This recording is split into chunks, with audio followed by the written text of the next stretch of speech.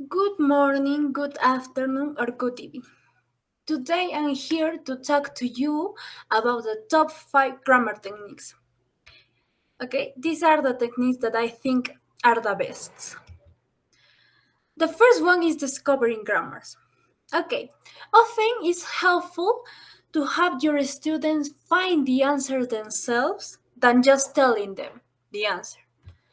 Mm, for example, here, and also you can use the discovering grammar at the beginning, when you have your leadings in that you could use it. So here you could tell your students, you could show, if you teach past simple, this visited, and tell them to underline the verbs, like for example visited, drop, took, arrive, past. And then you tell them, what do you think is similar between visited, arrive, and past? They are obviously going to tell you, well, the ed. And then like this, little by little, you explain them, you try it, that they find the pattern themselves, like this. Okay, little by little you try, and your students find the grammar item. Okay, so yeah. So the advantages of this technique is that this is memorable. So as your students discover the grammar by themselves, they are going to remember it. Okay. So, also, this is good for teaching regular patterns. The disadvantage is that this is time consuming. Why? Because your students could spend a lot of time trying to find the correct answer, trying to find the pattern. So yeah, that's the disadvantage. Okay, so let's continue with the another technique. Okay, the number 2 technique is asking concept questions. First, concept questions are questions that are designed to check learners' understanding. For example, you could use this technique by doing this. Imagine that you are teaching simple past. So you will put here the target sentence. Okay, here you put the target sentence. He left the university. Okay, and then you start asking.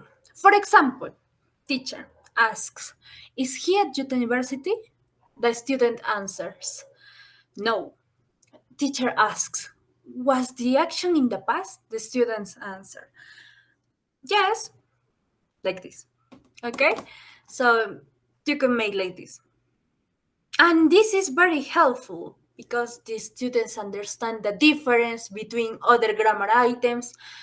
And yeah, like this. So the advantages, as we said, is that the students understand better. The students could be in different situations, uh, and compare this grammar item to other grammar items. And also, it will clear a lot of doubts. The disadvantage is that it doesn't work for some grammar items. That's the disadvantage. But for the ones who this technique work, this is very helpful, very, very helpful. Number 3, using tables. The substitution tables? Well, the substitution tables are very useful for showing them the form of the grammar on the board, and you could have the affirmative and negative and like this. So here we have this is a substitution table: subject plus verb plus complement. You first tell your students, okay, so please complete this, and the student completes something like, you go to the park.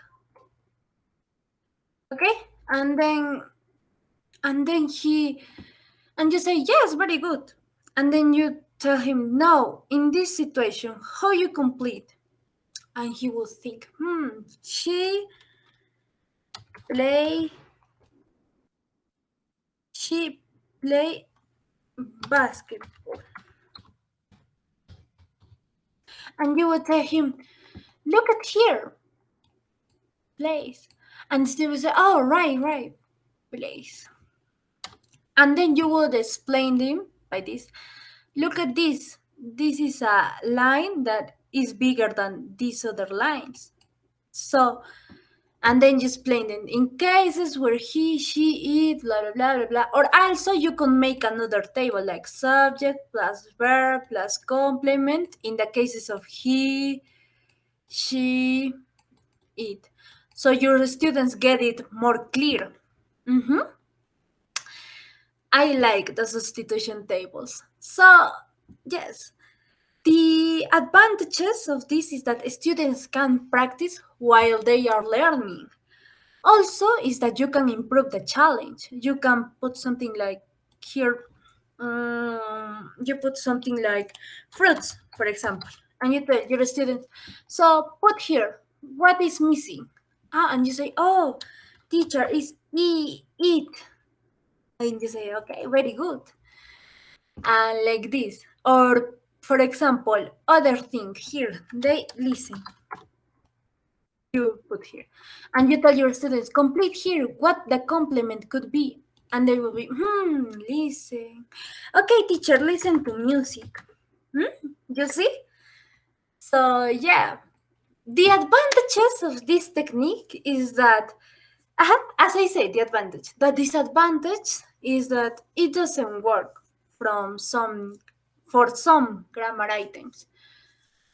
Okay, so yeah, but for the ones who these techniques works, for the ones, I recommend you 100% to use it. Okay, let's move on. Number 4, constructing structures. Contrasting structures, I'm sorry. Okay, so contrasting structure. It's useful to ask students to contrast two grammar structures that are kind of similar. You know, they look similar, like here. They look similar, the grammar structures, but they have an important difference on meaning. For example, here, he has been to London, he has gone to London. So you tell your students, do you think this is similar? And your students will say, I don't know, miss. Yeah, maybe yes, miss. And you will tell them, but you will tell them something like, but look at here, then you think is wrong. And yes, so little by little you try that your students arrive to the correct answer, arrive to tell you the difference. Okay, so the advantage is that your students understand the difference between some sentences, and also you could clear the possible doubts. The disadvantage is that this is time consuming. Why? Well, because it is kind of hard to get your students to arrive to the correct answer, especially with weaker students. So you have to notice that everyone is understanding the difference. So yeah, like, continue. Number 5, choosing the correct sentence. Okay, so this is similar to the previous technique because you give your students 2 sentences.